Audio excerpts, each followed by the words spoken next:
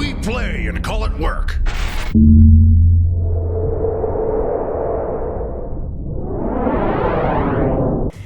Hey folks, Janene from MiniWarGaming here with another how-to video for you.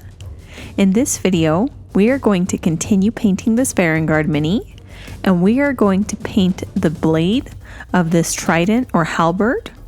As always, if you have suggestions for something you'd like to see in a future how-to video, please leave them down below in the comments.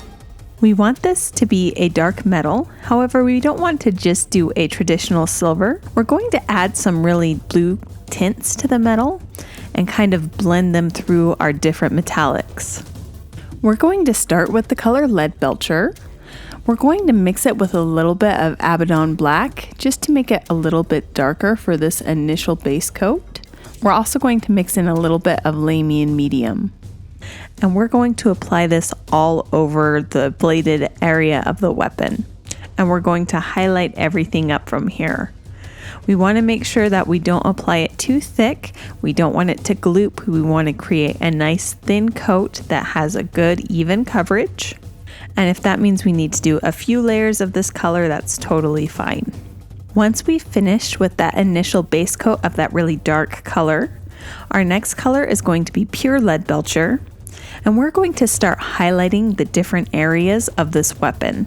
On this one side, on this left-hand side that I'm painting right now, we want to highlight the very top of this long swoop as it kind of curves and transitions into the area where the two sections of the weapon break. And then on the right-hand side of this weapon, we want to highlight this flat that's sculpted onto the blade, as well as the very top edge of this blade.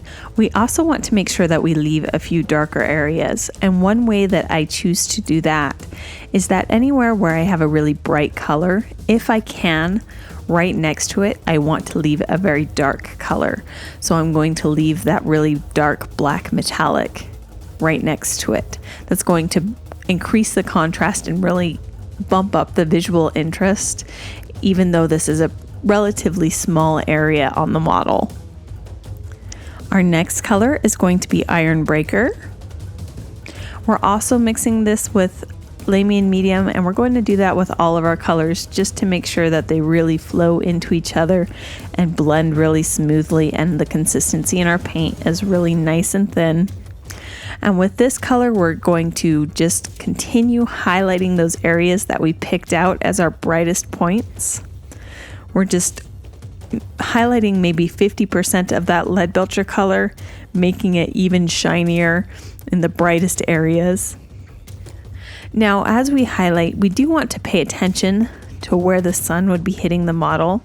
However, because of the way that the model's sculpted and because of how light can be reflected on different metallic areas, it's okay to kind of cheat the system a little bit and have bright areas where bright areas couldn't necessarily be according to science. As long as it looks good, it's okay to have a really bright area on a part of the model that you want to pick out and have it stand out, even if the light's not necessarily going to be hitting it on that exact spot.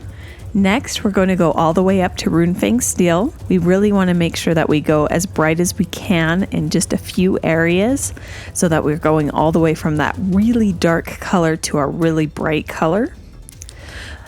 At this point, now that we have our base metallics down, we're going to add in that blue tint that's going to kind of make this metallic look a little bit more interesting. We're going to begin by using a little bit of Cantor Blue mixed into our Iron Breaker. And we're going to apply this not where our darkest shadows are going to be, but right next to them, and start to kind of blend our really bright areas that we want to leave pure silver into the areas that we're going to have be a darker blue.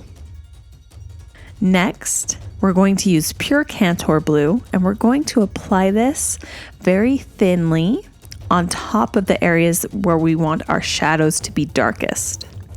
So we're going to apply this in translucent layers so that we have a little bit more control and we can build up that really dark area where we want our darkest shadow, and the areas that are a little bit lighter are going to be a little bit see-through since we're layering this on gently, and the metallic is going to show through a little bit. And then I also want to make sure that I keep my metals on my palette as well, so that I can add a little bit of that metal to my blue color and use it to blend any area where it's not transitioning in a smooth way and the line is getting to be really stark.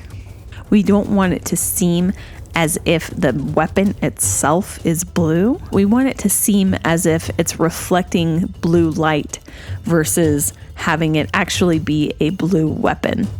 And last, we want to use a little bit of Drakenhof Nightshade, and I'm just applying a very little bit of this in a few areas. I'm using this color because it is one of those shades, so it is see-through, and it's just going to add a little bit more shadow while still letting the metals that I left show through a little bit. It's going to deepen my colors without covering them up entirely. And after that Drakenhof Nightshade has dried, the bladed areas on this Varanguard weapon are complete. Thank you so much for watching. If you'd like to see more how-to videos, I have another one where I'm going to paint the Starburst and this demon eye in the middle of the weapon in the MiniWarGaming Vault in the link down below in the description. If you don't already have a Vault membership, you can go ahead and click the link, sign up for a 7-day free trial, and get access to my video as well as hundreds of other videos in the MiniWarGaming Vault. So go ahead, click the link, start your free trial, and happy wargaming!